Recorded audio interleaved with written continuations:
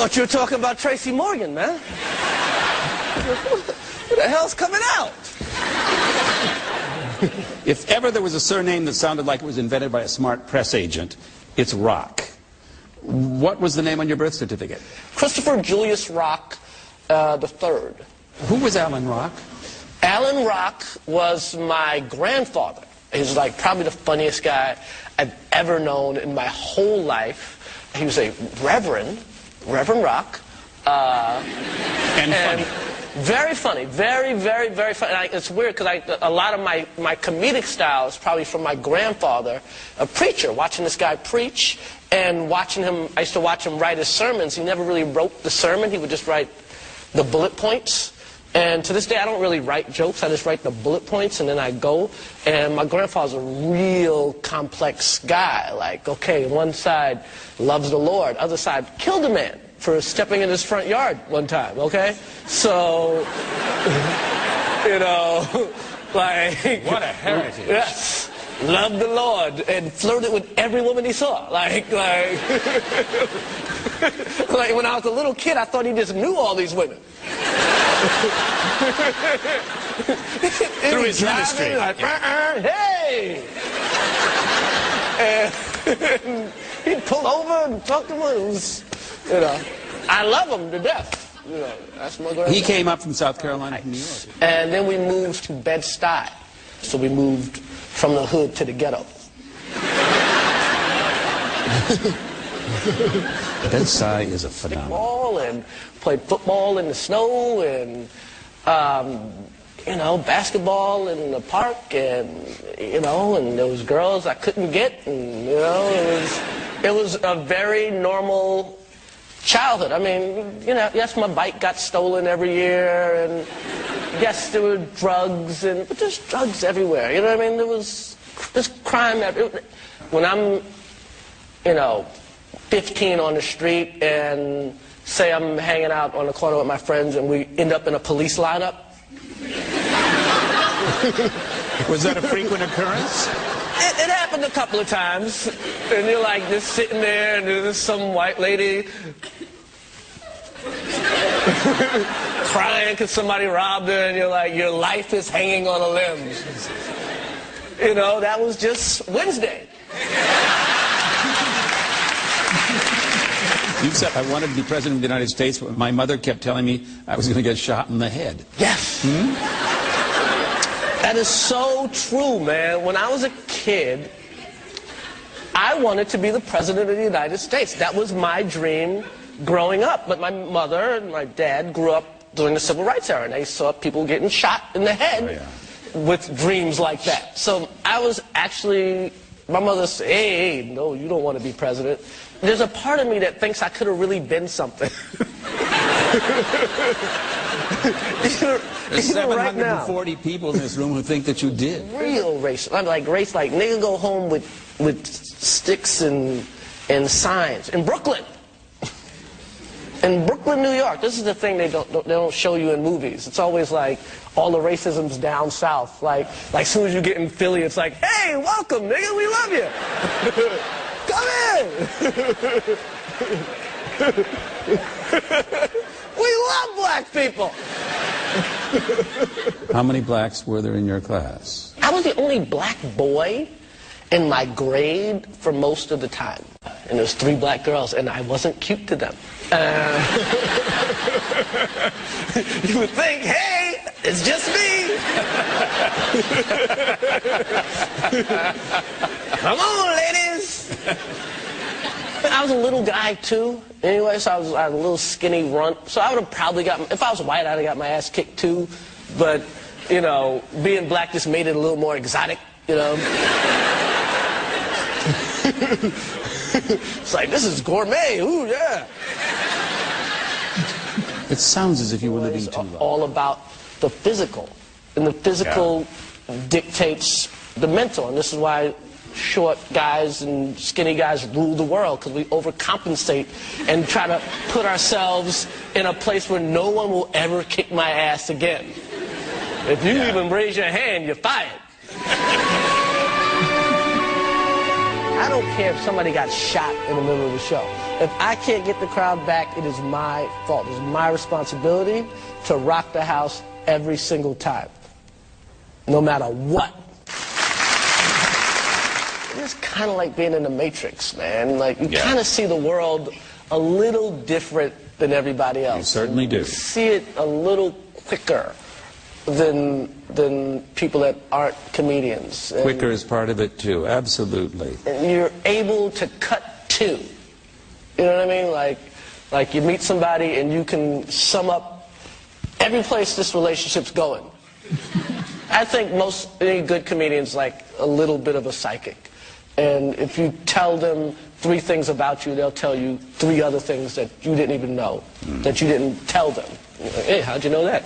Comedian. Most of our comedic guests have described turning adverse. I really would have been all right. I'd probably be happier than I am. And I'm not that I'm an unhappy guy right now. I'm just saying I would probably have less stress than I have to deal with on a normal basis. But to further answer the question, yes, I salute you all for kicking my ass. Thank you for calling me nigger. Thank you for spitting in my face. Thank you for kicking me down the stairs, because it's been a great ride, and I wouldn't have seen it without the hate of the white man.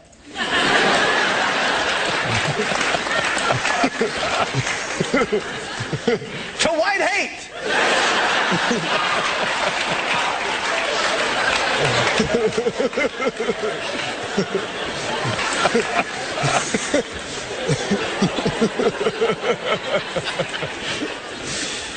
When and why did you decide? A sport without black people is not really a sport. It's a game. We begin the classroom with the questionnaire that was used for 26 years by the best talk show host who ever lived. His name is Bernard Pivot. Oh, Johnny Carson. It's no contest. You have your heroes, I have mine. Okay. Chris, what is your favorite word? Daddy. A father speaks. What is your least favorite word? Taxes. A rich man speaks. What turns you on? Oh, boy. Is my wife gone? No. What turns me on creative people. What turns you off? The exact opposite. People that aren't artistic. I like artsy people. I really do. What sound or noise do you love? I love the sound of my children playing with my mother. What sound or noise do you hate? My daughter Zara has asthma.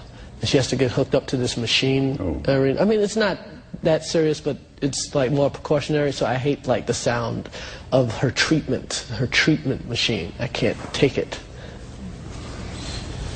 Well... Ooh, that was depressing. No, it wasn't. Now the question that the world has been waiting for, Chris. What is your favorite curse word? I gotta go with motherfucker.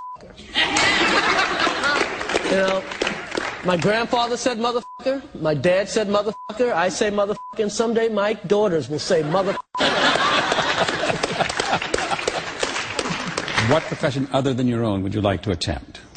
In real life, I would love to have been, like if I went to school and all that stuff, I would have loved to have been a civil rights attorney. What profession would you not like to participate in? I would not like to be a gay porn star. I would not...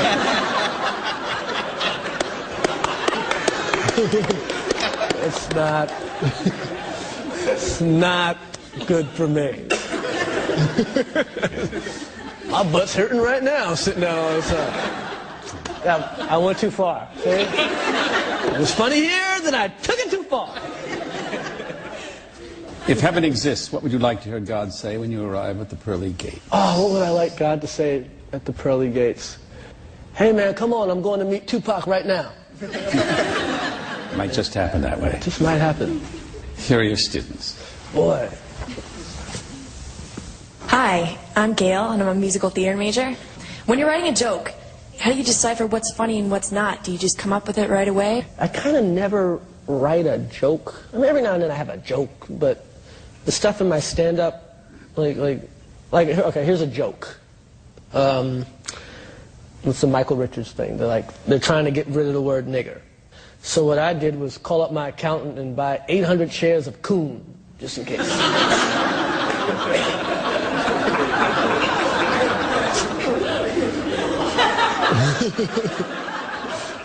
Tried to get jigaboo, but it was all bought up.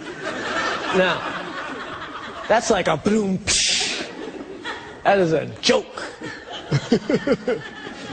What I do, I just write bullet points, and I try to find topics that interest me. The most important thing to me is that I'm talking about something that's really interesting.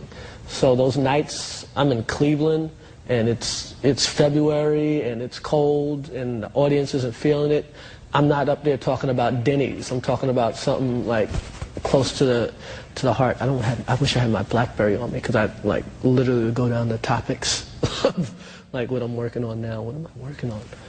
A lot of times with me, I come up with a hypothesis, and then I'm like, okay, my job is to make it true comedically. That's one thing I was talking about the other day. The government's not trying to get Bin Laden. The government's trying to get Barry Bonds. That's who they're after. And I go through this whole thing, how they got mad because Barry Bonds broke Babe Ruth's record. But Babe Ruth wasn't that good. He didn't play against any black players. You know, it's like a sport without black people is not really a sport. It's a game. So if you start with something real interesting, just your natural curiosity will take you to the funny place. I'd like to take this opportunity to apologize to the Jackson family. Jermaine, Janet, Michael. Hi, how you doing? My name is Brandon Johnson. I'm a first-year actor at the MFA program, and my question for you is, have you ever come to a point in your comedy that you felt like you went too far or you said too much? Not really. You know what, sometimes there is like a Incredible Hulk thing that happens to me on stage sometimes where there have definitely been shows where I get off and I'm like, what did I say that? Oh, or I've seen like myself like on HBO and you know, ooh, that was just mean. So I'd like to take this opportunity to apologize to the Jackson family. Jermaine, Janet, Michael. I was in Santa Monica one day, and Jermaine Jackson was coming down the street, and he didn't see me, but I saw him.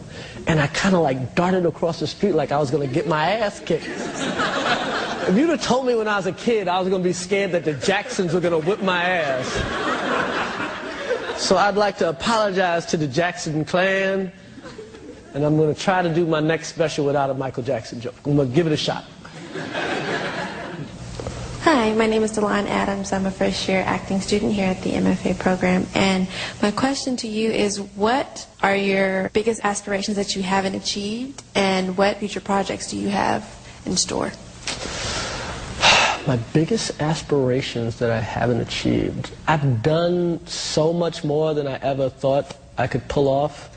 I would like to just get better as an actor, you know, and do more of that. I'd just like to get better as a director. I would like to get more introspective as a comedian and talk more about what I feel and not just what I see. You know what I mean? So I'm trying to, like, I'm working on a new special now, so I'm just trying to get inside of me more. Future projects, one of the things I promised myself when I was working on I Think I Love My Wife was that I wouldn't work on anything else. I put Madison Square Garden on hold for New Year's, so just to give myself kind of a carrot to look at, something to like, you know, like when a dog runs the race and they got the little rabbit there. So I'm like, okay, I'm looking at the garden, I'm looking at New Year's, that means I got to get an